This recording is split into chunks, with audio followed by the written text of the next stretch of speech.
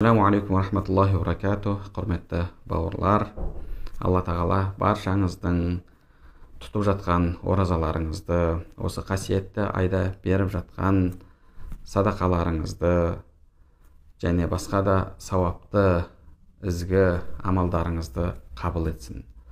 Міне қасиетті айдың соңғы 10 күніне кірдік. Бүгін кешке Алла насіп етсе 21-ші түн болмақ, яғни пайғамбарымыз саллаллаху алейхи уассалам қадір түнін Рамазан айының соңғы 10 тақ түндерінен іздеңдер деген, сол түндердің алғашқысы бүгін, яғни осы 30-нан 31-не қараған түнде болады. Алла тағала соңғы 10 күнді құлшылықпен ерекше пайдалануды нәсіп етсін баршамызға. Ғұламаларымыз айтқандай, өзі атты шабысқа, жарысқа шығарған кезде, мәреге жақын қалған кезде барлығы атын қамшылай бастайды. Неге? Бірінші болып мәреге жетсін, жеңіске жетсін деп. Сол сияқты пендеде өзін, нәпсісін соңғы, енді мәреге жақын қалдық қой, осы күндерде жақсылап, қамшылап, құлшылыққа уақыт бөлуі керек. Міне пайғамбарымыз саллаллаху алейхи вассалам айтқандай, осы соңғы 10 түннің ішінде, тақ түндерінің кез келгенінде қадір түні жасырынған болуы мүмкін. Сол үшін әрқайсысын құлшылықпен ерекше өткізуге тырысыңыз. Қадір түні бұл Алла тағаланың сізге берген үлкен мүмкіндігі. Сол күні, сол түнде жасаған құлшылығыңыз басқа уақытта жасалған құлшылықтардан 1000 есе абзал.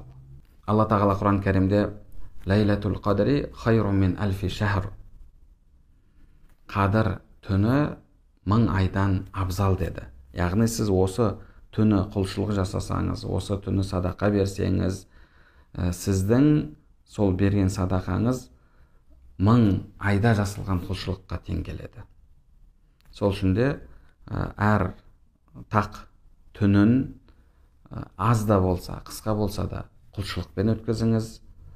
Өзіңіз тұрып нәпіл намаздар оқыңыз, сол түні садақа беріңіз, және пайғамбарымыз саллаллаху алейхи уассалам бізге үйреткен дұғаны көптеп айтыңыз. Пайғамбарымыз саллаллаху алейхи уассалам қандай дұға үйретті?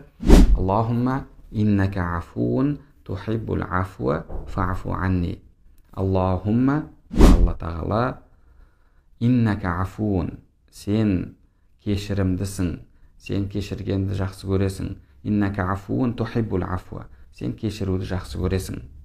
Фа'фу анни, мені кешір, мені күнәларымды кешір.